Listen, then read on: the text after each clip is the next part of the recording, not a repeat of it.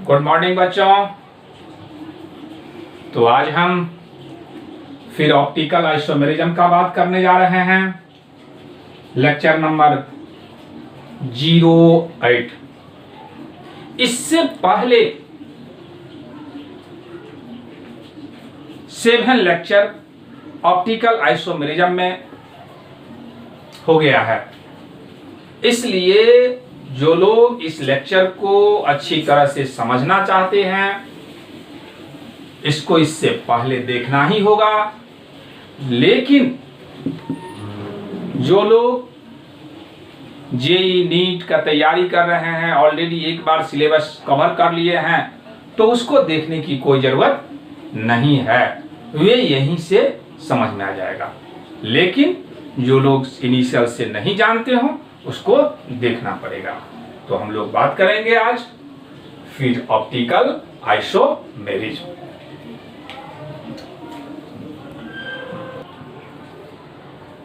तो हम बात करने जा रहे हैं plane of symmetry. Plane of symmetry किसे कहेंगे? तो imaginary line, imaginary line which is divide the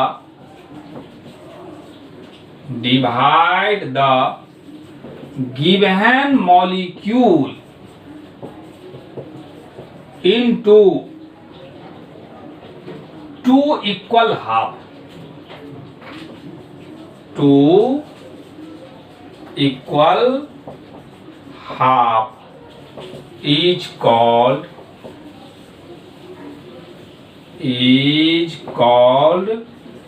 plane of symmetry, and that molecule is called symmetric molecule.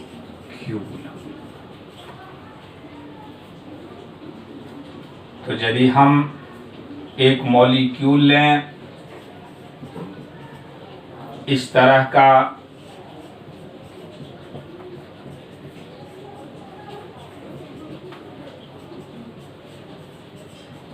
ये कोई मॉलिक्यूल है, हमको इमेजिनेशन करना है जो कोई एक वैसा प्लेन जो मॉलिक्यूल को कितने भाग में डिवाइड कर दे? 2 इक्वल हाफ में, एक इमेजिनरी प्लेन। तो देखिए यहां से यदि हम कट कर दें तो ये पार्ट और ये पार्ट एग्जैक्टली सेम है, इसलिए ये जो लाइन है इस लाइन को कहेंगे प्लेन ऑफ सिमेट्री, और ये मॉलिक्यूल कहलाएगा सिमेट्रिक मॉलिक्यूल। और जो भी सिमेट्रिक मॉलिक्यूल होगा उस सभी का मिरर इमेज सुपर इम्पोजेबल होगा। एक एक्स्ट्रा पॉइंट मिला, जो symmetric molecule exhibit superimposable mirror image, superimposable mirror image. यानी ये जो जैसे ही सिमेट्री होगा तो वे जो मिरर इमेज होगा वे कैसा होगा? Super imposable. तो एक पॉइंट मिला, वीडियो को पॉज करके नोट करें। नोट कर लिए। एक दूसरा मॉलिक्यूल लें इस तरह का,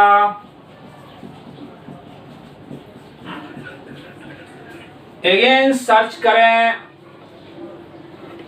जो इसके पास कोई इमेजिनरी प्लेन है कि नहीं जो मॉलिक्यूल को 2 इक्वल भाग में डिवाइड कर सके। तो कोई वैसा इमेजिनरी प्लेन नहीं है। No any imaginary plane which divide the given molecule into 2 equal half. Therefore it is dissymmetry,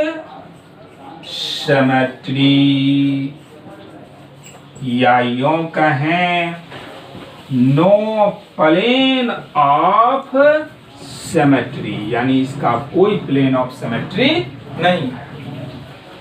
और यदि कोई प्लेन ऑफ सिमेट्री ना हो तो कहेंगे जो उसका मिरर इमेज होगा वे non superimposable mirror image. Molecule which do not have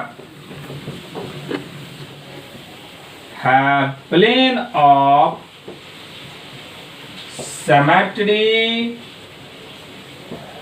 then their mirror image is non super impossible. तो यदि कोई प्लेन ऑफ सिमेट्री ना हो तो मिरर इमेज कैसा होगा? Non super impossible. तो 2 टर्म हम समझे, एक को कहा गया जो प्लेन ऑफ सिमेट्री यानी सिमेट्रिक मॉलिक्यूल, और दूसरे को क्या नाम रख दिया गया? डिससिमेट्रिक मॉलिक्यूल। नोट कीजिए।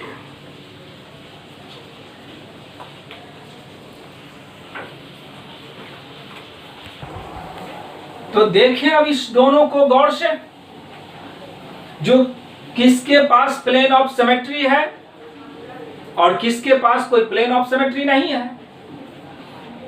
तो बताइए, सोचिए, जो क्या इसके पास प्लेन ऑफ सिमेट्री है कि नहीं है? तो नहीं है, क्योंकि इसके पास यदि हम यहां से कोई भी प्लेन का बात करें तो इक्वल हाफ में डिवाइड नहीं होता है। तो कहेंगे नो प्लेन ऑफ सिमेट्री, और यदि कोई प्लेन ऑफ सिमेट्री नहीं है तो उस मॉलिक्यूल को क्या बोल देना है? डिससिमेट्रिक मॉलिक्यूल। अगेन इसी को हम क्या कह सकते हैं? Asymmetric molecule. और यदि एसिमेट्रिक हो, यदि डिससिमेट्रिक हो तो उसका मिरर इमेज कैसा होगा बच्चों? Non super imposable. और यदि नॉन सुपर इम्पोजेबल होगा तो optically active, optical isomer, optically active, यानी ये ऑप्टिकल आइसोमर के अंदर आ जाएगा। इसको देखिए। तो यदि हम इसमें यहां से बात करें जो ये एक इमेजिनरी लाइन समझिए, जो यहाँ पे मिरर रख दिए, और जैसे ही मिरर रखेंगे तो ये ऑब्जेक्ट तो ये इमेज, या ये ऑब्जेक्ट तो ये इमेज इक्वल है, तो ये जो कहलाएगा प्लेन ऑफ सिमेट्री। और यदि प्लेन ऑफ सिमेट्री है तो हम क्या कह दें, ये सिमेट्रिक मॉलिक्यूल है, यानी प्लेन ऑफ सिमेट्री। और क्या बोल दीजिएगा, तो इसको कहे हैं डिससिमेट्री, तो वे क्या हो जाएगा, सिमेट्री, सिमेट्रिक मॉलिक्यूल। और यदि सिमेट्रिक मॉलिक्यूल है तो हम कहेंगे कैसा मिरर इमेज होगा, सुपर इम्पोजेबल।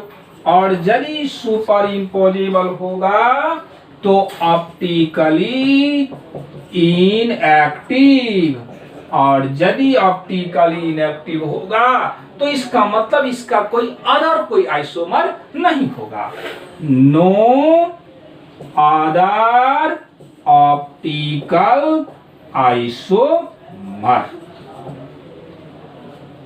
तो नोट कीजिए,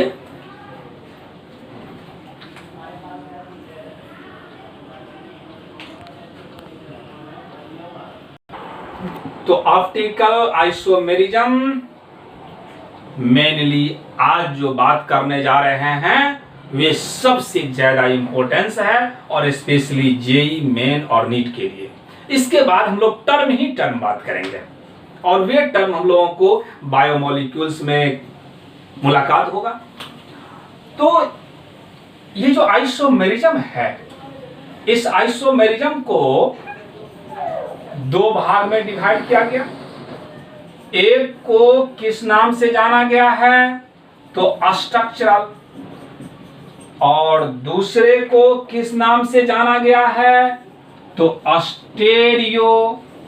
और इस स्टेरियो को फिर दो पार्ट, एक को कहा गया ज्योमेट्रिकल, डायरेक्ट हम बात कर लेते हैं कॉन्फॉर्मेशनल, और दूसरे को कहा गया है कॉन्फिगरेशनल। और कॉन्फिगरेशनल में दो पार्ट, एक ज्योमेट्रिकल और दूसरे को कह देंगे ऑप्टिकल। तो हम तो बात करने जा रहे हैं ऑप्टिकल का, तो ऑप्टिकल में कुछ ज्योमेट्रिकल रिलेटेड है, इसलिए थोड़ा सा आपको हम नॉलेज देने जा रहे हैं ज्योमेट्रिकल का। हम जानते हैं जो कुछ बैचेज में ज्योमेट्रिकल आइसोमेरिज्म नहीं बात किए हैं, तो उसके लिए टेंशन नहीं करना है, उस सब को भी पूरा किया जाएगा। लेकिन अभी जो ऑप्टिकल के लिए अभी हमको जरूरत है, ऑप्टिकल और ज्योमेट्रिकल एक दूसरे से रिलेटेड है, तो थोड़ा ज्योमेट्रिकल का भी बात कर लेते हैं। कभी भी आप पेशेंस न खोएं, देखें जो ज्योमेट्रिकल आइसोमेरिज्म क्या है। तो पहले हम देख लेते हैं ज्योमेट्रिकल का, जिस सबको जिस बैचेज में हो गया है याद है ज्योमेट्रिकल। तो ज्योमेट्रिकल के लिए ओपन चेन का यदि बात करें, ज्योमेट्रिकल आइसोमेरिज्म, ज्योमेट्रिकल आइसोमेरिज्म जो होगा, एक ओपन चेन और दूसरा साइक्लिक। तो ओपन चेन में उस समय होगा जब डबल बॉन्ड हो। Condition for geometrical isomerism in open chain, open chain.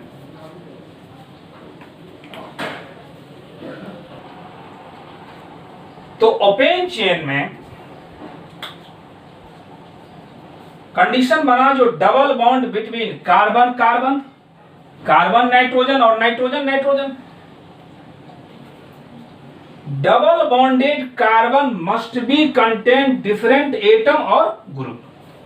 ये डबल बॉन्डेड कार्बन ए और बी है, ए और बी है, डिफरेंट है। ये नहीं हम कह रहे हैं जो यहां ए बी है तो यहां भी ए बी होना चाहिए, मतलब इस कार्बन से अलग अलग एटम और ग्रुप अटैच्ड होना चाहिए, इस कार्बन से अलग अलग एटम और ग्रुप अटैच्ड होना चाहिए। ये जो कार्बन है एक्स वाई बी सी, मतलब चारों का चारों ग्रुप डिफरेंट है। तो जैसे ही ज्योमेट्रिकल आइसोमेरिज्म हो तो ये 3 टाइप का डबल बॉन्ड होना चाहिए और उस डबल बॉन्ड से डिफरेंट एटम और ग्रुप अटैच्ड होना चाहिए। इस कंपाउंड में ज्योमेट्रिकल आइसोमेरिज्म संभव है कि नहीं ये चेक करना है। तो सबसे पहले तो आपको ये देख लेना होगा जो ज्योमेट्रिकल आइसोमेरिज्म के लिए कार्बन कार्बन के बीच डबल बॉन्ड होना चाहिए। तो डबल बॉन्ड है, अब इससे अटैच्ड ये हाइड्रोजन, 4 हाइड्रोजन है कि नहीं, तो ये दोनों का दोनों तो सेम है, ये दोनों का दोनों सेम है, इसलिए इसमें कोई ज्योमेट्रिकल आइसोमेरिज्म नहीं होगा। Not so geometrical isomerism. हम दूसरा एग्जांपल लेते हैं इस तरह का, देखें आप जो ज्योमेट्रिकल आइसोमेरिज्म शो करेगा कि नहीं करेगा। तो ये double bonded carbon HCH3 isomerism का जो पहला कॉन्सेप्ट है वे आपको मालूम होना चाहिए।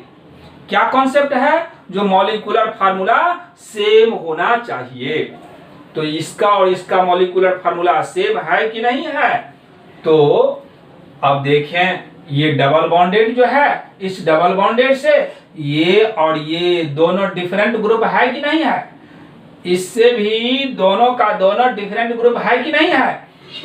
अब अगेन इसी का दूसरा अरेंजमेंट हम देखें, HCH3 तो यहां हाइड्रोजन एक दूसरे के अपोजिट है और यहां पे हाइड्रोजन एक दूसरे के सेम है। तो उस सिचुएशन में क्या होगा? तो यदि एक दूसरे के अपोजिट हो तो इसको नाम रख दिया गया ट्रांस, और यदि एक दूसरे के सेम साइड में हो तो उसको नाम रख दिया गया सीस। और ये दोनों आपस में किस नाम से जाना जाएगा? तो ज्योमेट्रिकल आइसोमर। सिर्फ आप लोगों को एक ही पॉइंट समझाने के लिए यहां बात किए, जो सीस और ट्रांस टर्म, ये यदि एक दूसरे के अपोजिट है तो क्या कहेंगे? यानी यहां हम लिख देते हैं ट्रांस। ट्रांस का मतलब क्या समझेंगे? Same group in opposite side. और सीस का मतलब क्या समझेंगे? तो same group in same side. Same group same side. तो अब हम जो बात करेंगे ज्योमेट्रिकल और ऑप्टिकल से, यानी एक दूसरे के से एक कैसे रिलेटेड है? ज्योमेट्रिकल ऑप्टिकल से अफेक्टेड होगा या ऑप्टिकल ज्योमेट्रिकल से अफेक्टेड होगा, या दोनों एक दूसरे से कोई अफेक्टेड नहीं होगा, इसका बात करेंगे। नोट कीजिए,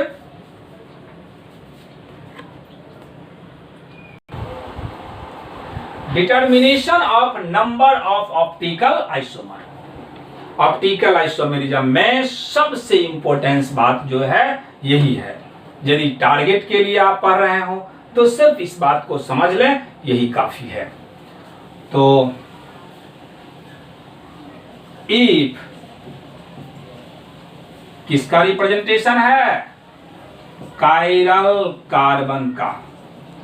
यदि कायरल कार्बन 1 हो तो इस सिचुएशन में हमको पता करना है जो number of optical isomer, number of optical isomer कितना होगा, व्हाट। तो एक एग्जांपल लेते हैं, CH3OH H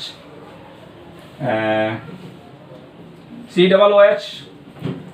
जब भी आपको ये पता करना हो जो ऑप्टिकल आइसोमर कितना होगा, तो इसके लिए सबसे पहले आप कायरल कार्बन सर्च कर लें। तो कायरल कार्बन जो है ये कितना है, यहाँ कोई कायरल कार्बन नहीं है, यहाँ भी कोई कायरल कार्बन नहीं है, यहाँ पे कायरल कार्बन है कि नहीं है, हैं? तो यहाँ तो कायरल कार्बन है। क्यों? क्योंकि कायरल कार्बन का कॉन्सेप्ट मिला था जो वैसा कार्बन जो चारों का चारों क्या हो, डिफरेंट हो। तो ये कायरल कार्बन है, और यदि कायरल कार्बन हो तो RS को डिटरमाइन किया जा सकता है। तो देख लें, डायरेक्ट हम बात करते हैं, HOH COOH CH3 1 2 3, ये कैसा कॉन्फ़िगरेशन। तो R और एक मिरर इमेज ले लें। तो यदि हम मिरर इमेज लें तो यहाँ पे OH, ये H CH3 COOH, इसका ये ऑब्जेक्ट तो ये इमेज है, आ जाएगा कि नहीं आ जाएगा। तो यहाँ का जो कॉन्फ़िगरेशन है ये नंबर 1 कहेंगे, 2 याद है ना, ये सब नहीं याद होगा तो रिवाइज कर लेना है। सॉरी, यहां से ये जैसे ही 1 2 1 2 3 कैसा, तो क्लॉकवाइज, और क्लॉकवाइज तो इसको हम क्या कह देंगे, R। निश्चित रूप से ये क्या होगा, S। देखें हम लोग, ये 1 2 3, तो ये कॉन्फ़िगरेशन क्या हो जाएगा, S। आपस में ये एक दूसरे का कैसा मिरर इमेज, सुपर इम्पॉसिबल बोले या नॉन सुपर इम्पॉसिबल, जरा सोच लें। तो आपको समझाए थे, जो इसको पकड़ लीजिए और पकड़ करके इसमें सेट कीजिए, तो OH तो इस साइड आ जाएगा और CH3 इस साइड रह जाएगा। मतलब दोनों एक दूसरे का मेल नहीं खाता है, एक जैसा नहीं बनेगा, इसलिए ये क्या हो जाएगा बच्चों, नॉन सुपर इम्पोजेबल। और जैसे ही नॉन सुपर इम्पोजेबल हो तो वे एक दूसरे का क्या बन जाएगा, ऑप्टिकल आइसोमर के नाम से जाना जाएगा, और ये एक दूसरे का ऑप्टिकली क्या होगा, एक्टिव होगा। तो ये जो कंपाउंड है दोनों का मॉलिक्यूलर फार्मूला तो सेम है, लेकिन लाइट के हिसाब से, लाइट के आधार पे एक क्लॉकवाइज तो दूसरा एंटी क्लॉकवाइज, तो लाइट के आधार पे कितना बन गया, 2 बन गया। इसलिए ये दोनों एक दूसरे का क्या कहलाएगा, ऑप्टिकल आइसोमर, मतलब लाइट से रिलेटेड आइसोमर। तो हमको कितना मिला इसका, 2। रट जाना है, क्या रट जाना है, जो कायरल कार्बन यदि 1 हो तो नंबर ऑफ ऑप्टिकल आइसोमर 2 होगा, और जब 2 होगा तो एक R और दूसरा S होगा।